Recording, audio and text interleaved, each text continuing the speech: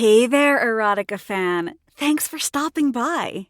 You've made a great selection, and I just know you're gonna love this one. We're loading up your story now, and soon you'll be enjoying some fantastically sexy storytelling. But before this story gets you all hot and bothered, and trust me, it will, you should jot down this code, EROTIC50. No, it's not my phone number. Sorry.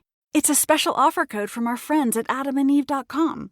AdamandEve.com are the #1 suppliers of adult toys and all kinds of sexy goodies. And with the code EROTIC50, you'll get 50% off almost any single item, plus free shipping on your entire order. Just enter the code at the checkout, and you're set. Pretty awesome, huh? And speaking of awesome, your sexy story is now loaded and ready to go. Hold on tight. It was her first time in Paris. She had always dreamed of being here with George. But that would never be. Not now. After the divorce, she ran right out and bought herself a ticket. Now here she was, sitting at a cafe, drinking coffee, wondering if this was a big mistake.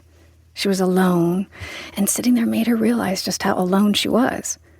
George was gone, and she was glad. She was tired of the counseling, the fighting, the lying. But now that she was here, finally here, reality set in. She felt nervous and uncomfortable in her own skin. What am I doing here? Who will I have dinner with? She thought nervously. She wasn't used to being alone yet. The thought made her want to break into tears. Stuffing it down, she vowed to be stronger, not wanting to fall apart her first night in Paris. She told herself she would sit here as long as she could before going home and crying all night if she needed to. But not yet. She wanted to enjoy Paris, her Paris. She wasn't going to let George ruin one more thing in her life. Something brushed by her. She turned to see a tall, attractive man with kind eyes, smiling. "Is this seat taken?" he asked. "No," she said, almost losing her breath. He settled himself into the seat next to her. His broad shoulders and firm, hard build made her imagine what other gifts his parents had passed down. As a geneticist, she was fascinated by family traits. She noticed his hands, strong and thick.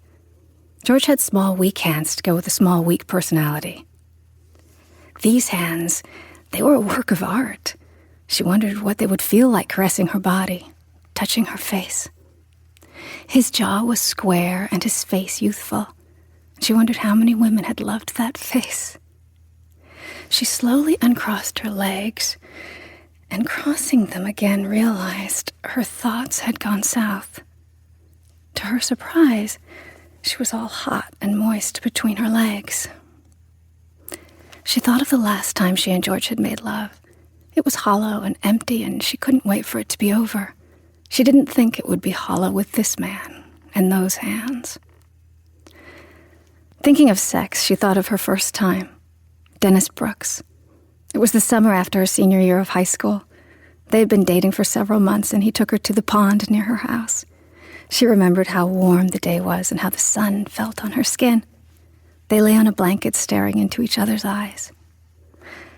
"I'm not asking you to have sex, you know," he'd said as he gently caressed her breast, breathing the words into her neck.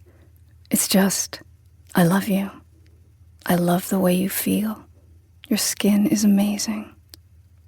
She remembered how she had struggled for months over whether to lose her virginity to him or not. Those words tipped the scale.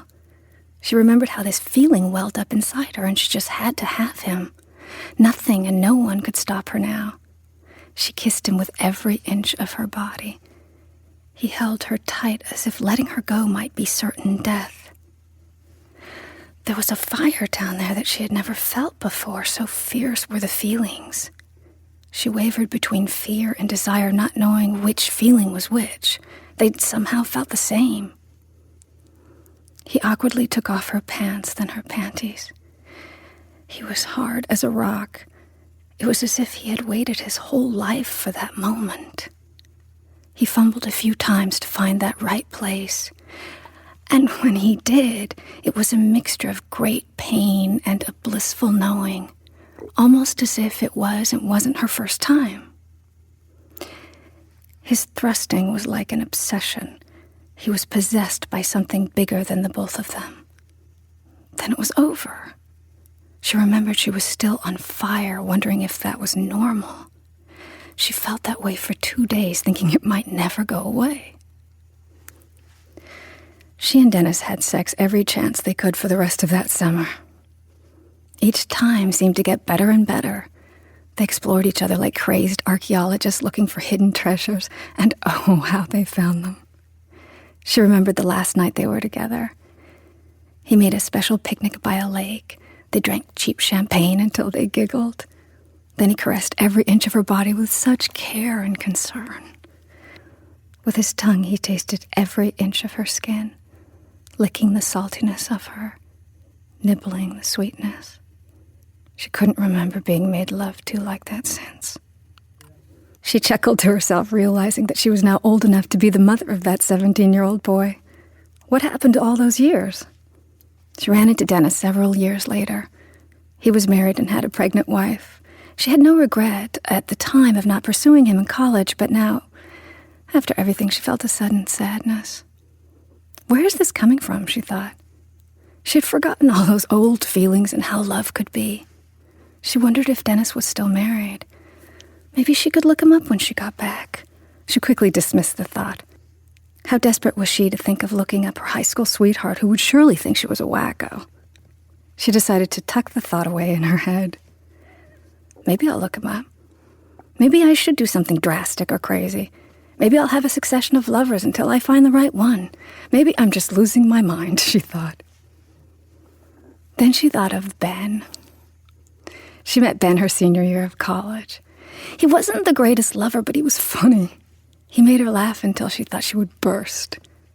Sex with him was more of a sport than an art. It was what happened after sex with Ben that kept her coming back. He would hold her against his firm, hairless chest. How soft and hard it was all at the same time. She felt safe with him. She felt that if he just held her long enough, all of her fears would disappear. His arms were strong and muscular. They represented everything she wanted at that time.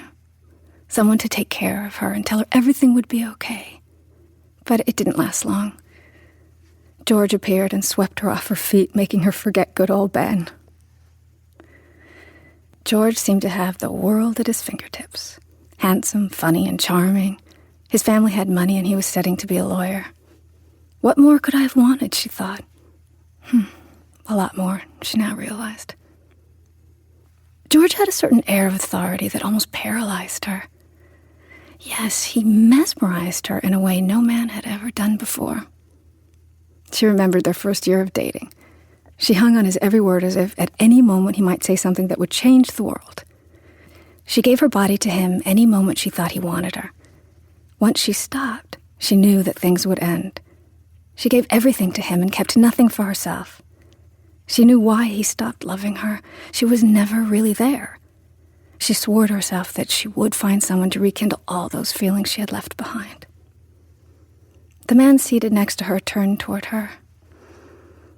"Is this your first time in Paris?" he asked. "Yes," she said, shocked out of the conversation in her head. "And what is a beautiful woman doing here all alone?" he asked. "Just enjoying Paris and some fond memories," she said. "But you said it was your first time in Paris." "Oh, it is. The memories are of something else." "Maybe you will let me show you the city, create new memories, no?" he asked. She hesitated and looked down at his hands. That would be wonderful. He took her hand and they left the cafe. Yes, this was her Paris. Wow, how was that? So hot. So fun. You know what's also hot and fun? Ordering something from adamandeve.com. They're so generous with us in bringing these stories to you, but also helping you out with 50% off almost any item on their site and giving you free shipping. Just enter offer code EROTIC50 at checkout on almost any single item, and you'll see the price go down by half. And shipping is for free. Amazing! EROTIC50 is the code. So don't stop listening to these stories. We love you. I'll be waiting.